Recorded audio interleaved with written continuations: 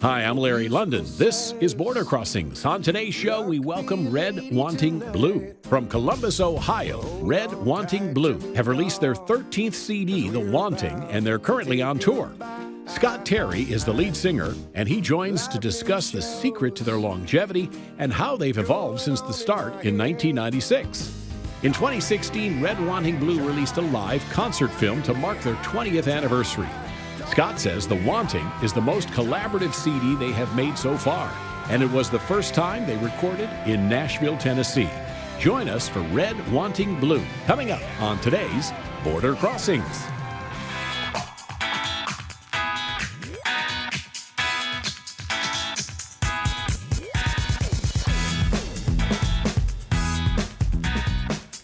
Hi, this is Larry London. We welcome you to Border Crossings, and we've got a band in our studio today that are on tour for their 13th album. The Wanting is the name of the album, and we'd like to welcome the guys in Red Wanting Blue. Explain that to me. Well, first of all, thank you for having us. It's great to have you here. Red Wanting Blue. Red Wanting Blue. Yeah, it's not, despite it, even in D.C., we would get a lot of the time people would say that it's a political thing, but it's not. It was just based off of primary colors, and it was the gist of what it means to us as a band is going after something that you're not designed to be, but it's the human condition to do it anyway, you know. Were there other names in the list of considerations? It's been over 20 years ago, so I know there was a list of names. That's just the one that seemed to stick. So yeah, we went with that one. Yeah, that's great. And you guys have been on tour now. From what I read, it's an endless tour. You guys are working over 200 shows a year, and you've been doing this for, as you said, 20 years now. Yeah. So it seems like you never take a break, just constant. One album after another, 13. Well, you know what? Yes, for the most part. But actually, this record, The Wanting, this is the one record that we actually took time off. We sort of decided amongst ourselves as we've made several records and learned some things that we, you learn things that you go, oh, that was great. That was a great experience. We want to do that again. And then you also get the ones where you say, oh, I don't think we want to do that again. So for us, we said, while we are in control of our collective destiny, we thought we would break the wheel and try to rebuild and workshop a record in a way we never did it before. And what came out was this record, The Wanting. And it's, I think, we all agree that it's our best collective work. Mm-hmm. So we're really proud of it. And it's a first for you because I guess you recorded this in Nashville as opposed to the other ones where you had done in your home studio? Yeah, absolutely. Yeah, Nashville definitely gave a different flavor to the record for sure. It was really cool to get to go and experience that. We recorded at Sound Emporium, which is a really historic studio, and just neat to sort of be in there and know that Robert Plant was singing in there. REM was there. I mean, there's tons of people. They have books and books of all the artists that have played there, so you can go back in the 70s and like open it up and see that Waylon Jennings and Willie Nelson or Garth Brooks in the 80s. It's really cool. Now, how did leaving the studio that you guys became comfortable in change the music you made? You said it's the best work you've done so far. Well, I think our producer Will Hogue produced the record. He's a friend, and we've toured together for years. And I think his big thing was trying to get us, wanting to be as comfortable as we can be with our songs that as we were, workshopping them, but at the same time pulling us out of comfortable habits. And we had just done 3 records in a row where we were in Columbus, which is our hometown, in our home studio. And at the time, it made sense because we were touring so much, it gave us an opportunity to be home. So that was always our mindset. And this way, for this record, we said, you know what, we're going to stop. We're going to not play, and really just focus on the songs. And then once it was time to record the record, we kind of left, and it was so great to do that because it was really eye-opening just to, the city of Nashville, how that works, and, it's Music City, so it was really, really cool to be a part of that. And I think it just gave a vitality to the record that we had not had up to this point. So, and the theme of the album is love?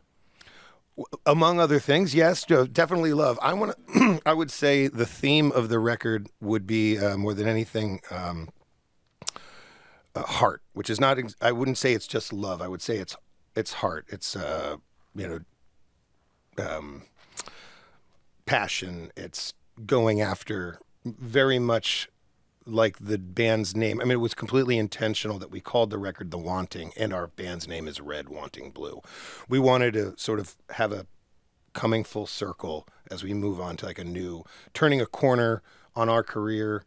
As we move ahead, we felt like we wanted to get back to the beginning of why we do it in the first place and what makes it special, like what makes it important to us. And it's the drive. It's the, we're a journeyman band. We've been together for over 22 years, and it's not about the destination so much as it is a journey. It is the wanting, so that's where that came from. And you're literally wearing your heart on your sleeve, I think.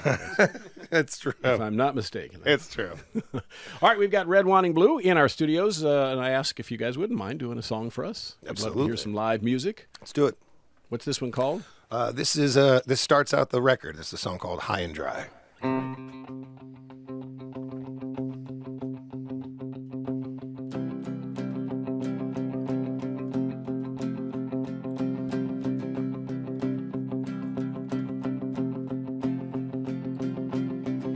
I dream my heart's a hot air balloon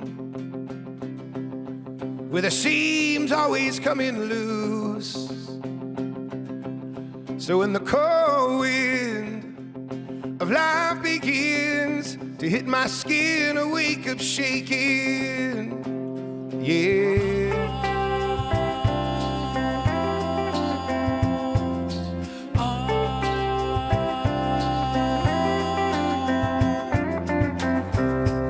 Weekends in the city, we all roam like a pack of wolves, getting drunk on blood in the vampire club, 'cause we all wanna be never ending. We got an easy way out, well, there's an easy way out. I wanna stand on my own 2 feet again. I wanna know the feeling. I wanna stand on my own 2 feet again. And when I mess up, that's when I hope my friends will pick me up.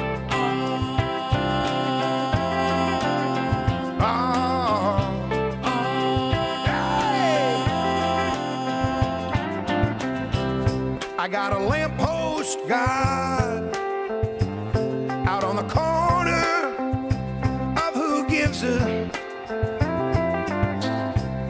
where we hang beneath, smoking, shouting, is anybody out there? We got an easy way out. Oh, there's an easy way out.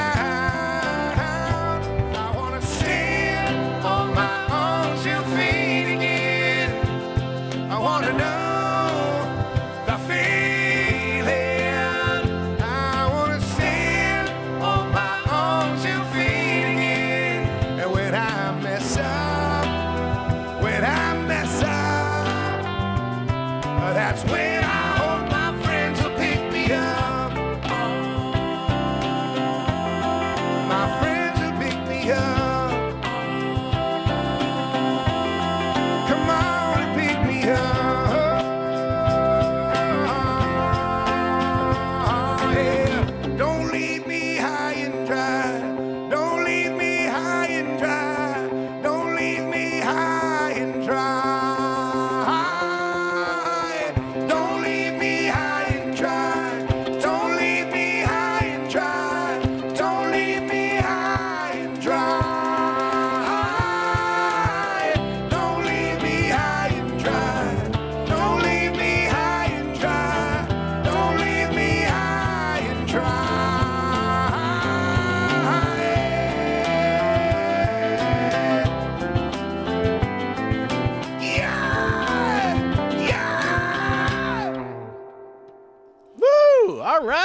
yelling and screaming and sounding great. Yelling this and early screaming hour of the day. That's right.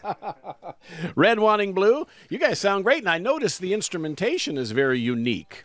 I mean, you play also gave that away? You play ukulele too. I do. And what is that instrument? That's obviously Harmonium. harmonium. Yeah, it's like a pump organ.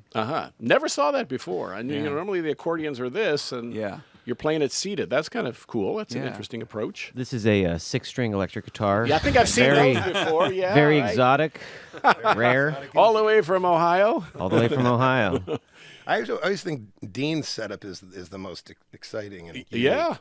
They say vinyl's back. It's true. I mean, it's become a drum. Just household items here. Yeah, the vintage coffee can. And where'd you get that album? Honky Tonk Percussion. This is Randy's Records in Salt Lake City. All right, little plug. Yeah. Introduce the band, would you, Terry? I'd like to meet Oh you. yeah, absolutely. Well, I'm Scott, and I sing for the band. Over all the way to the right, Gregory, say hello. Hello, hello. And then we've got Eric, who plays guitar. Hi. Then we have Mark, excuse me, who plays bass, and then we've got Dean. Have you always wanted to do music? Was this always a part of the plan?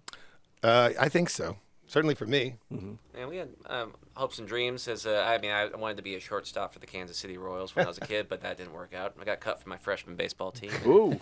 So music was my plan B. All right. And so you guys have been together, as you said, 22 years. How did you meet? Was it at college or high school or where? Yeah, the band started at college at in Athens, Ohio, at Ohio University. Started the band, and then very quickly, it was important to graduate. And then we moved up to Columbus and sort of called that home base, and that's been home base ever since. And we've been just trying to, go further every year and play out, get to farther reaching spots. So being on Border Crossings is pretty great. Oh, I don't know that we've ever been. This is probably the most farthest reaching show that we've been on, I think. Well, you've been on Letterman. Yeah. You've been on, finally working your way up. So Right, we're glad you guys made it here. Well, thanks. But This is the most pleasant border crossing we've ever had, though. how bad? Except when you came in the front door. They were gentle. That was all right. Now I see the tour was going to take you to Boston and New York City, and there's some big markets, some smaller markets. You've mixed a lot of different stops in along the way. And how are the fans receiving the new album, the new music? They've been so supportive. They've been really, really, really supportive of the record. It's been great. It's been a really great reception for us running around the country. You always want, you always have your own. You get so involved in the making of a record that after a while you worry that you can't see the forest from the trees, and it's nice to get done. And again, it's why we took our time with it. And we were all so proud of every song. And we said, you know what, for nothing else, if nobody likes it, we all love it and we're okay. And then, you go out and you hear people say, oh, we love the new record. And you're like, oh, great, thank goodness. So, yeah, it's been a great response. And I read somewhere where you guys were kind of resistant to signing a major label deal because you just didn't want to give up your input and your creativity and your music. That was a reluctant thing for you guys. Well, I think just the nature, just as we started being a band, the industry changed so quickly with the internet. So we've seen as many horror stories as we've seen success stories, and we've always just been a very do-it-yourself band.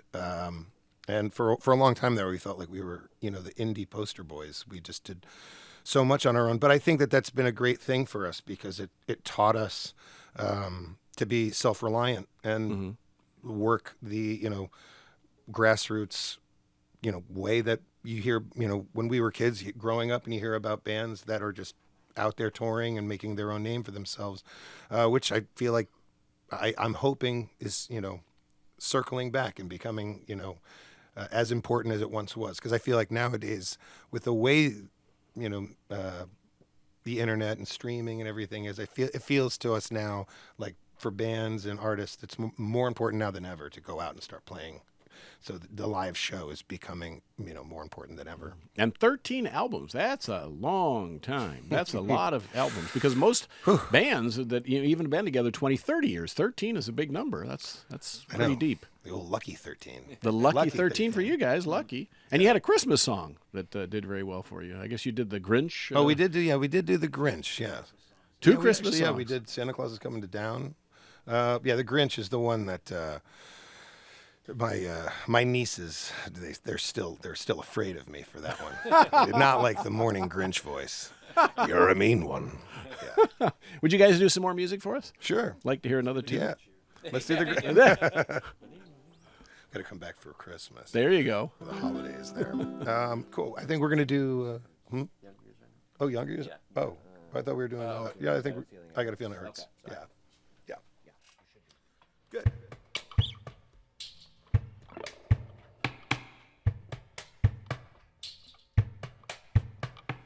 Lay your heavy head upon my shoulder and beg your bluebird to sing. You gotta drown out the sound of your heart. The more you love, you know, the more it stings. 'Cause I got a feeling it hurts you, baby. I got a feeling it hurts. I got a feeling it hurts you, baby. I got a feeling it hurts me worse. Come on, let your guard down just for a night. I wanna see some of your past lives.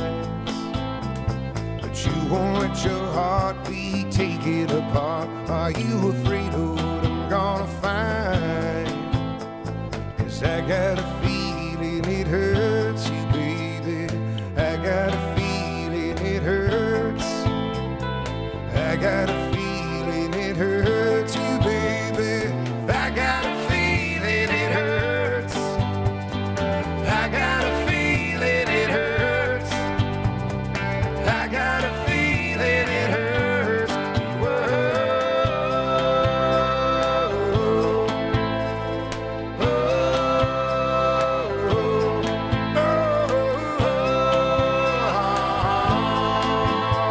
Well, baby, let your guard down. Baby, let your guard down. Baby, let your guard down.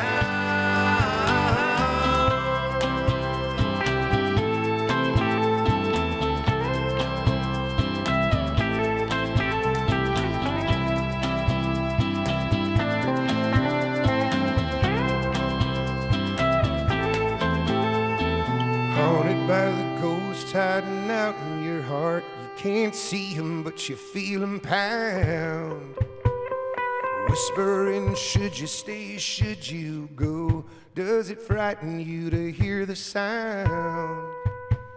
'Cause I got a feeling it hurts you, baby. I got a feeling it hurts. I got a feeling it hurts you, baby. I got a feeling it hurts. I got a feeling it hurts. I got a feeling it hurts me worse.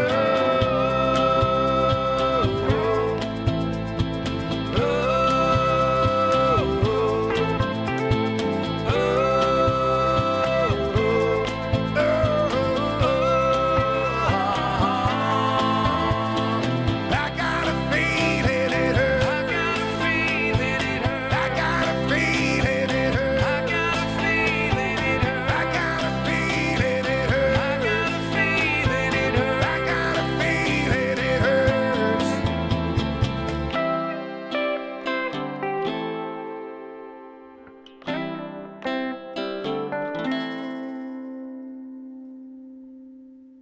Very nice. Red Wanting Blue. They're on tour for the new album, which is The Wanting, and they're here in the studios right now.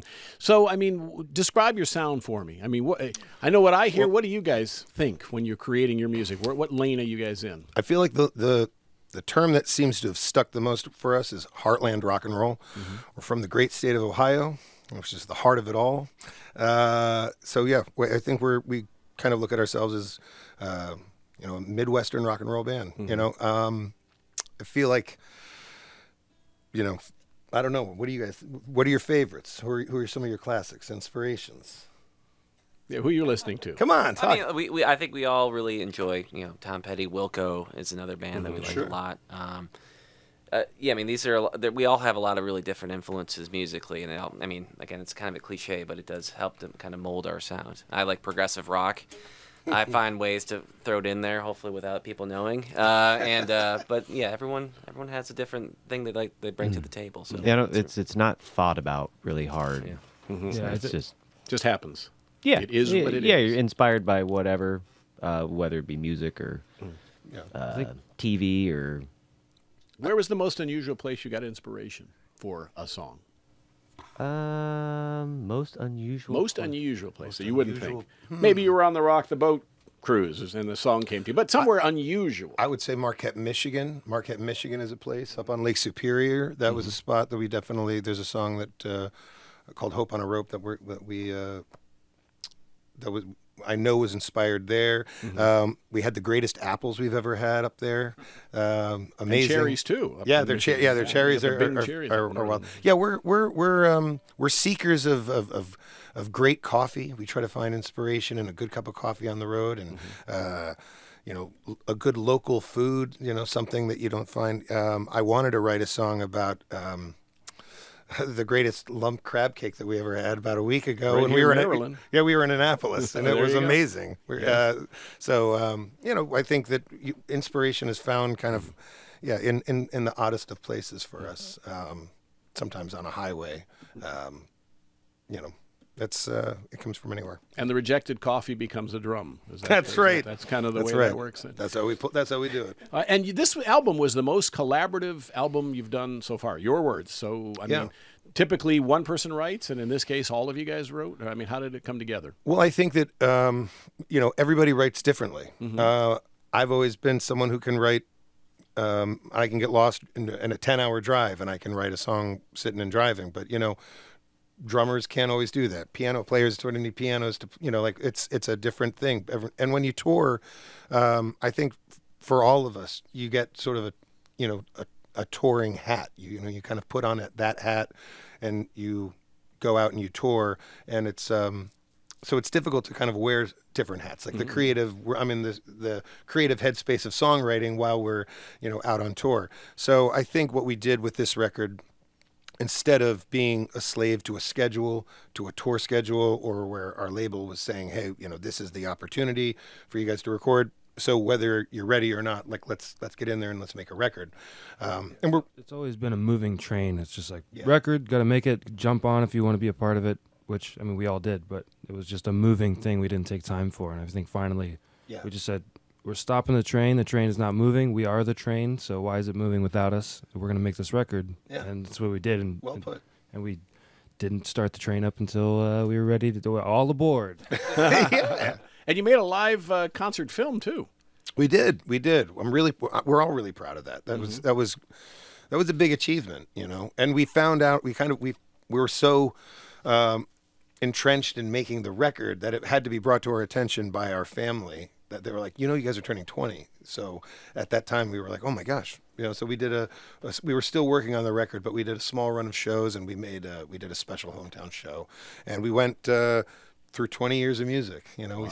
We started with the brand new stuff and went all the way back to the beginning, and it's great. What would that feel like playing the old stuff? I mean, when you went back that far, because you said this is the new album's your best work. Yeah. And when you went back 20 years ago, that you felt then was your best work. Right. So, I mean. Yeah, I think, and you know what? I think it's great because we've been very lucky to have fans who have stuck by us for so long that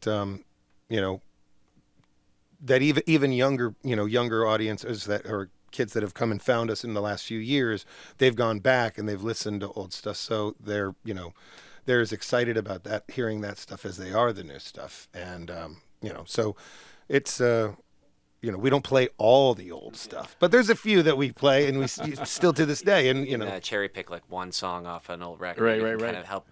Usually there's Sure. one song on there that kind of fits in with what you're doing now. Right. You can't do 13 albums worth. It'd be a festival. Right, You're that's right. headlining your own festival. All right, if you guys would do one more song, we got enough time for another song. Yeah, we do. Red, All White, and right. Blue. Cool.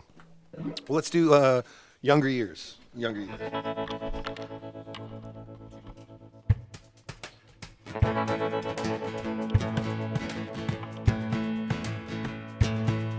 our younger years, were kids.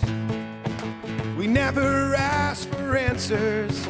We didn't give a in our younger years. We would drive out in search of honey. We never feared the high door. What do you wanna be when you grow up? What you wanna be when you grow up? I don't know. You wanna swing from the bottle or sip the cup? I don't know. Folks said you wanna be an astronaut. I don't know. You think you wanna help the world or not? I don't know. In our younger years, we would burn every ounce of karma whenever I seemed to learn. In our younger years, we'd get high, challenge those in charge, make them look us in the eyes. What you wanna be when you grow up? I don't know. You wanna swing from the bottle or sip the cup? I don't know. Folks said you wanna be an astronaut. I don't know. Where you think you wanna help the world or not? I don't know. Oh, I don't know.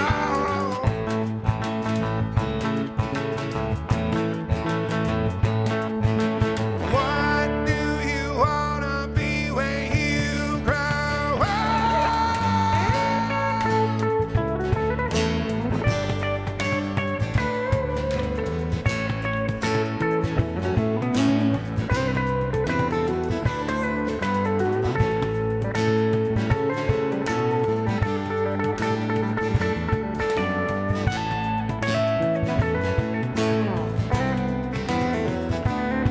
In our later years, we got old. We held on to rust that we mistook for gold. In our younger years, we had it made. We do it all again, exactly the same way. Oh. What do you wanna be when you grow up? What you wanna be when you grow up? I don't know. You wanna swing from the bottle or sip the cup? I don't know. Folks said you wanna be an astronaut.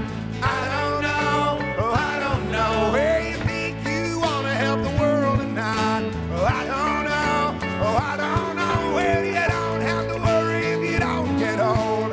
Don't get old. You don't have to worry if you don't get old. Don't get old. You don't have to worry if you don't get old. Don't get old. You don't have to worry if you don't get old. Don't get old.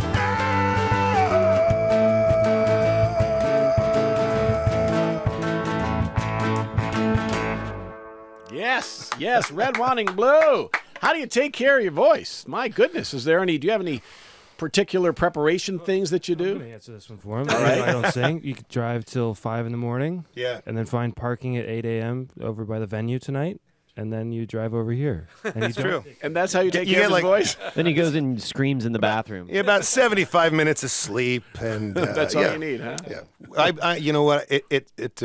I beat it up a long time ago, and now it just seems, I beat it into submission, so it knows what to do. It's like an old catcher's mitt. It is.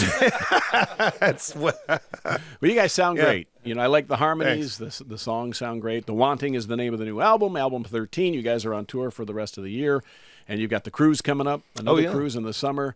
So where can people find out more about you online? Where can they buy the CD? All the social media outlets, redwantingblue.com, or Facebook, Instagram. Am I forgetting? Yeah, Blue Alon Records. Yeah. All right, Pretty check much. them out. Red Yeah. Wanting Blue. Thank you, guys. Thank you guys. Thank you very much.